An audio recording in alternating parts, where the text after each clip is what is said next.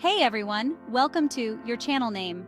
In today's video, we're talking about fever in babies and some natural remedies you can try to help soothe your little one. Let's get started. A fever is when your baby's body temperature rises above 100.4 degrees Fahrenheit or 38 degrees Celsius. While it's natural to worry, a fever usually means their body is fighting an infection, which is a good thing. Always call your pediatrician if your baby is under 3 months old or if their fever lasts more than 2 to 3 days.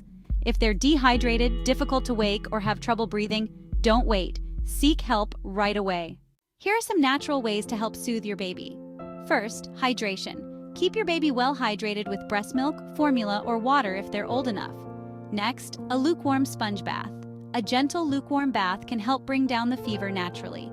Avoid cold water to prevent shivering. Also, light clothing. Dress your baby in light, comfortable clothes to avoid overheating. And finally, rest. Ensure your baby gets plenty of sleep to help their body recover.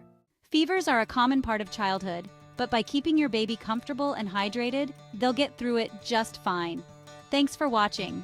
Be sure to like and subscribe for more parenting tips. See you next time.